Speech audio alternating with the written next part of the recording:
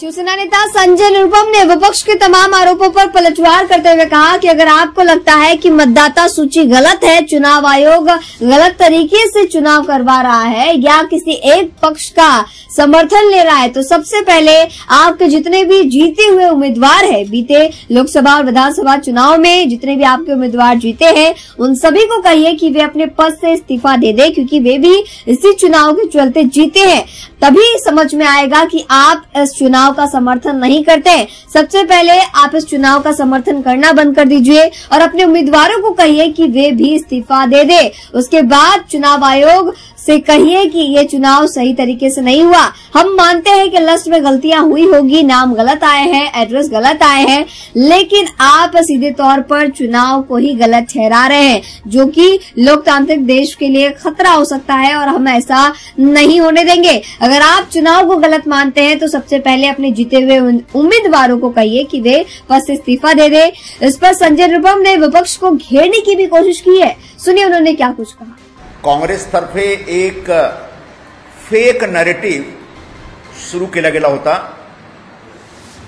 तो म्हणजे मतदार यादीमध्ये काहीतरी चुका आहे, घोळ आहे, फेक मतदार आहेत आणि लोकसभा निवडणुकीच्या नंतर विधानसभा निवडणुकीपर्यंत वोटरमध्ये खूप असा वाढ झाला होता, मतदार खूप वाढले होते।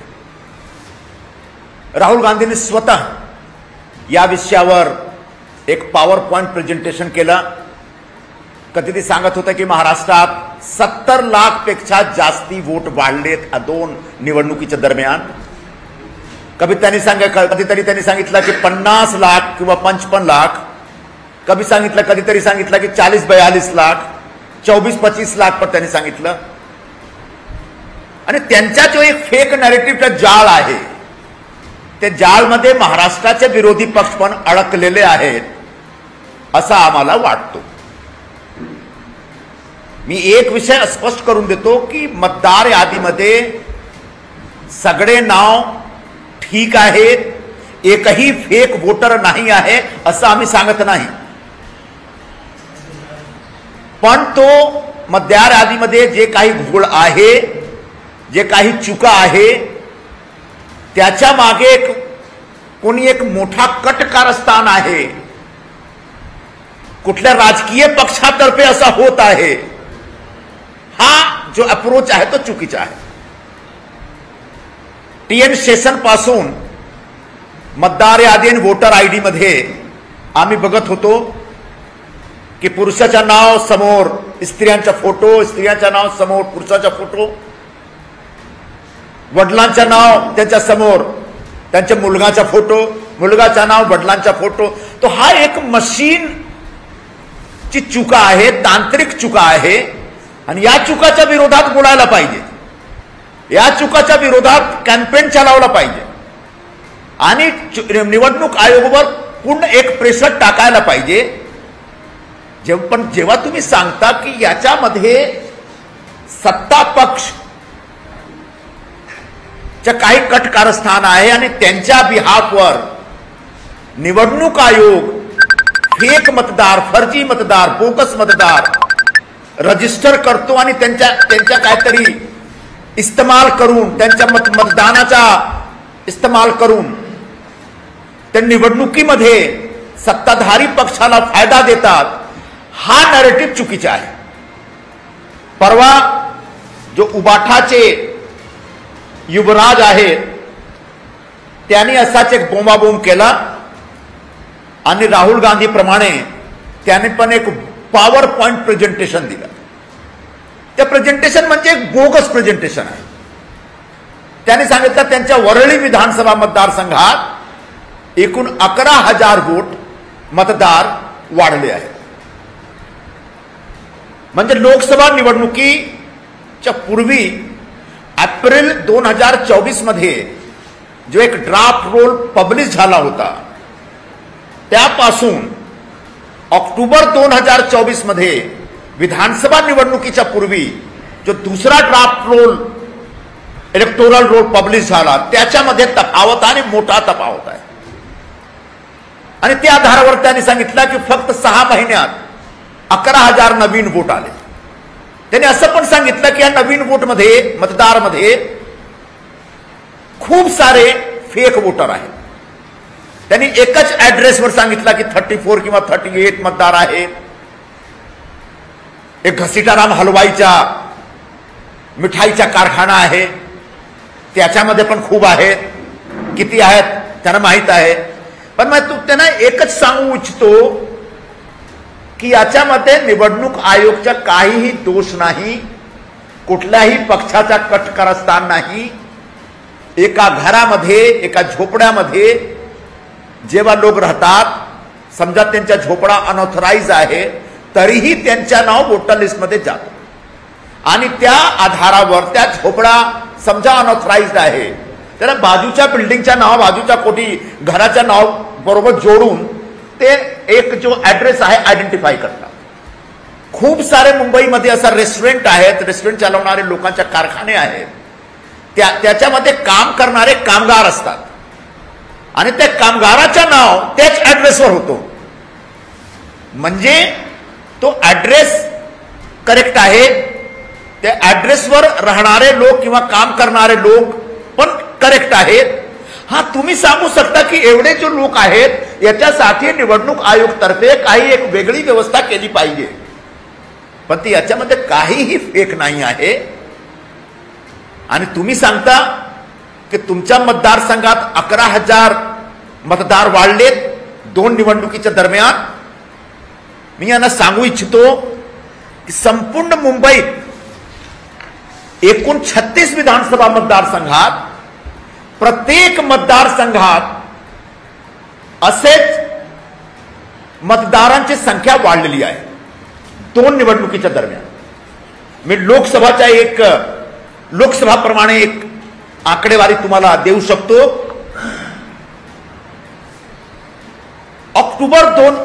एप्रिल 2024 पासून ऑक्टोबर 2024 पर्यंत या अवधीच्या दरम्यान एकूण 2 लाख वोटर मुंबईमध्ये वाढले होते. एक्झॅक्ट फिगर म्हणजे 1.98 लाख. ऍव्हरेज प्रत्येक विधानसभा मतदारसंघात 5,500-6 हजार वोटर वाढलेले आहेत. यांच्या मतदारसंघात बहुतेक 11,000. तो पण आता चेक करायला पाहिजे एकूण किती आहेत एक्झॅक्ट. प्रत्येक विधानसभा मतदारसंघात मतदारांची संख्या वाढली म्हणजे त्याच्यामध्ये काहीतरी एक बोगस मतदार आहे,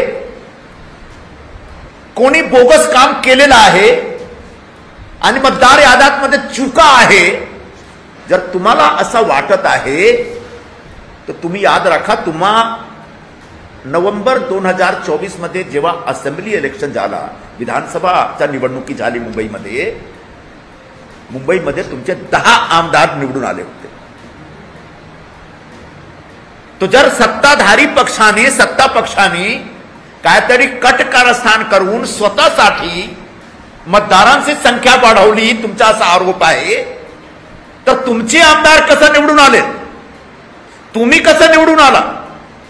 दुसरा, जर तुम्हाला असं वाटत आहे की मतदार यादीत घोल आहे, मतदार यादीत मोठा घोटाळा झालेला आहे, तर तुमच्या आतमध्ये जर थोडाफार पण नैतिकता आहे तर तुम्ही एक नैतिक स्टँड घ्या, मोरल स्टँड घ्या आणि सांगा की मतदार यादीमध्ये चुका आहे, आम्ही हा निवडणुकीत स्वीकार करत नाही.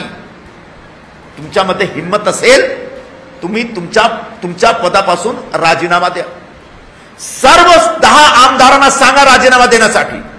जर तुम्हाला असं वाटत आहे की ऑक्टोबर 2024 मध्ये जो मतदार यादी जाहीर झाली होती, जो इलेक्टोरल रोल पब्लिश झाला होता, त्याच्यामध्ये काही घोल होता, चुका होता आणि तो दोषपूर्ण होता, तो दोषपूर्ण मतदार यादीवरून तुम्ही निवडून आला ना, तथा तुम्ही एवढा मोरालिटीची गप्पा मारता तर तुम्ही तुमच्या पदापासून राजीनामा द्या आणि सांगा की जोपर्यंत मतदार यादीमध्ये जो चुका आहे दूर होत नाही तोपर्यंत आम्ही निवडणुकी लढणार नाही. एकदा मतदार यादीमध्ये चुका दूर करा, रिमूव्ह करा, त्यानंतर आम्ही निवडणुकीमध्ये उतरणार. असे हिंमत आहे का? असे हिंमत नाही आहे तुमच्यामध्ये. तुम्ही फक्त एक नरेटिव्ह, फेक नरेटिव्ह चालवता आणि जो मतदार आहेत त्यांच्या मनात एक प्रश्न निर्माण करण्याचा प्रयत्न करता. आणि हा जो तुमचा फेक नरेटिव्ह आहे त्याला मुंबईमध्ये राहणारे जो मतदार आहेत ते कधीही कदापि स्वीकार करणार नाही, कारण तुमचा नरेटिव्ह चुकीचा आहे. तुम्हाला जर निवडणुकीमध्ये लोकांच्या मत पाहिजे,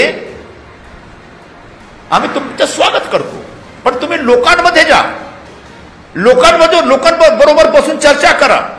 त्यांच्या विकासासाठी, त्यांच्या कल्याणासाठी तुम्ही काय करू शकता, काय करायला पाहिजे याच्यावर काम करा. पण तुम्ही निवडणूक आयोगावर आणि निवडणूक प्रक्रियावर ज्याप्रमाणे आरोप करता, टीका करता, तो एकदम चुकीचा आहे आणि तुम्ही मिसगाईड झालेला आहात, ज्याप्रमाणे तिकडे काँग्रेस मिसगाईड झालेली आहे. निवडणुकी आयोगावर ते सांगतात, निवडणुकी आयोगावर आम्ही आरोप लावतो, ते कशाला जबाब देतात? सत्ताधारी पक्ष लोक कशाला जबाब देतात? भाजपचे लोक कशाला जबाब देतात? आम्ही कशाला जबाब देतो? आमचा निवडणूक आयोग आमच्या देशाचा निवडणूक आयोग आहे, ते पाकिस्तानच्या निवडणूक नाही आहे की कोणी आरोप लावला आम्ही गप्प बसू. निवडणूक आयोग म्हणजे जेव्हा तुम्ही निवडणूक आयोगावर प्रश्न उपस्थित करता तेव्हा तुम्ही या देशात जो निवडणूक प्रक्रिया चालू आहे त्या प्रक्रियावर संशय प्रकट करता. आणि ही जो प्रक्रिया आहे, ही प्रक्रिया भारताचा जो राज्य घटना आहे त्या घटनाच्या आधारावर चालू आहे. प्रक्रियामध्ये काही दोष होऊ शकतो, काही कमी होऊ शकतो, याला दूर केला पाहिजे. पण संपूर्ण प्रक्रिया बेकार आहे आणि व्यर्थ आहे. हा जो एक नॅरेटिव्ह चालू आहे तो एकदम चुकीचा आहे. आम्ही याचा निषेध करतो, विरोध करतो. आणि तुम्हाला सांगू इच्छितो की हा जो चुनावी प्रक्रिया आहे, निवडणुकी प्रक्रिया आहे, या प्रक्रियामधून सरकार आलेली आहे निवडून. तुम्ही जेव्हा सांगता की हा निवडणूक प्रक्रिया एकदम बेकार आहे, फेक आहे, याच्यामध्ये काहीतरी घोल आहे, घोटाळा आहे, म्हणजे सरकार जो आज महाराष्ट्रात आहे, देशात आहे, तो सरकार हा एक चुकीची निवडणूक प्रक्रियामधून निवडून आलेली आहे का? आणि याच्यासाठी आमची जबाबदारी आहे की तुम्हाला सांगू इच्छितो, तुम्हाला सांगायला पाहिजे की जे काही तुम्ही एक फेक नॅरेटिव्ह चालवता हा देशाच्या विरोधात आहे.